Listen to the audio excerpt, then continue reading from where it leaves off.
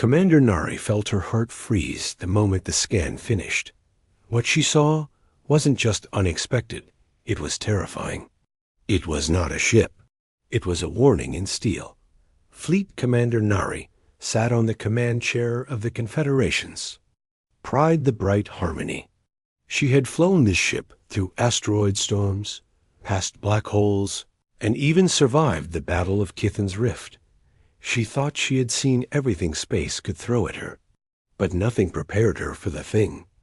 Now drifting across the stars toward her fleet got, it came slowly, like it didn't need to hurry. The human ship had no smooth curves. It had sharp edges, rough armor, black plating scorched by past wars. It didn't shine with light, it swallowed it. Her science officer, Jiho, frowned as he stared at the scans. It's mostly empty. Space, he said quietly. 60% of the ship is hollow. Hollow? Nari repeated, confused. Then what's the rest of it? Jiho didn't answer right away. His hands moved fast over the glowing interface. He looked again. Then again. The third time, he pushed back from his console, as if the data might burn him. There are 50,000 life signs, he whispered. Commander Nari blinked. That can't be right. Jiho looked at her. They're soldiers. It's not. A ship, Commander. It's a mobile war factory. A floating army base. A quiet gasp passed through the bridge crew. Nari stood up, slow and heavy. Put it on screen. The main view shifted. The alien ship, the human ship, loomed larger. It wasn't beautiful. It wasn't graceful. But it was terrifying in its purpose. There were no windows. No lights. Only weapon turrets, launch bays, thick plating, and cold silence. Then a voice came through the communication feed. This is Captain Yoon Park of the UEE's Retribution, the voice said. Calm, strong, female. We welcome the Confederations. Delegation. We have sent over our ship's specifications for review. Nari answered as calmly as she could. Thank you, Captain Park. We are honored to make contact. She nodded to Jiho. Run a full scan. Use all frequencies. I want to. Know what's inside that thing. The scan began. First came the outer layer-heavy armor, reinforced many times over. Then came the structure beneath. Vast empty halls, armor racks, large bays, shock-absorbing floors. Then, the soldiers not just sleeping or walking.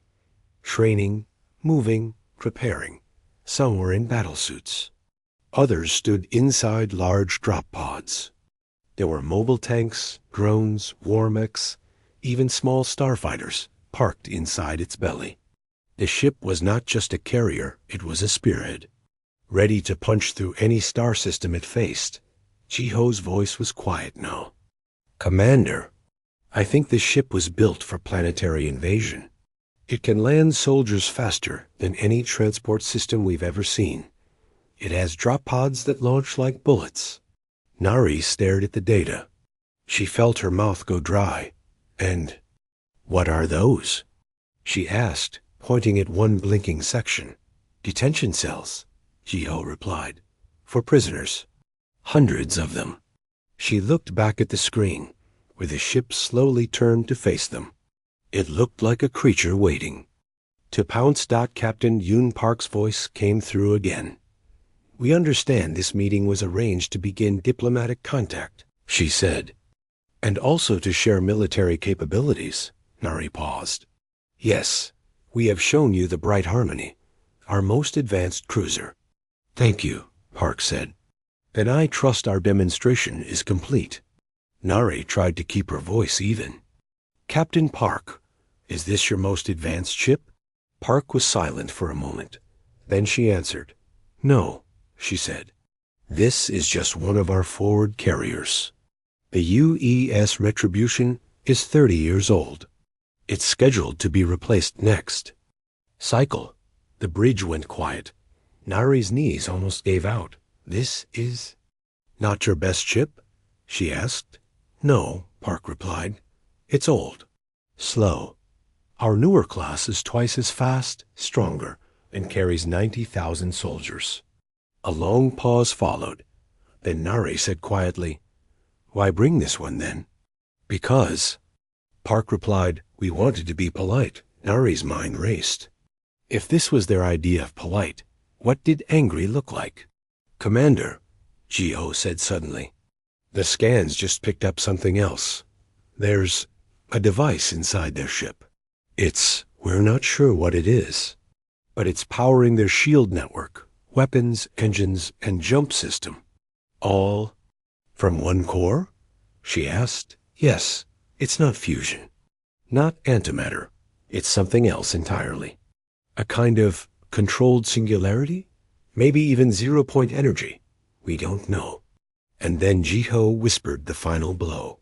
If this powers a 30-year-old ship, what do the new ones run on?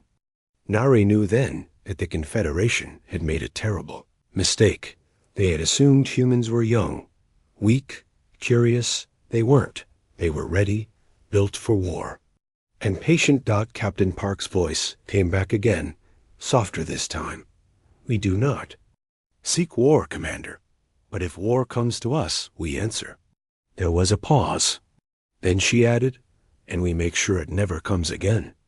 Back in her private chamber, Commander Nari sat in silence. She stared at the still image of the human warship. For years, the Confederation had considered itself the peak of peace and strength. Now, she wasn't so sure. Not after what she saw today. As her ship slowly turned away to leave the neutral zone, she gave her final order. Send the recording of the scan to High Command. All of it. Geo nodded. What should I mark it as, Commander? She stared at the screen, then whispered. Call it a warning.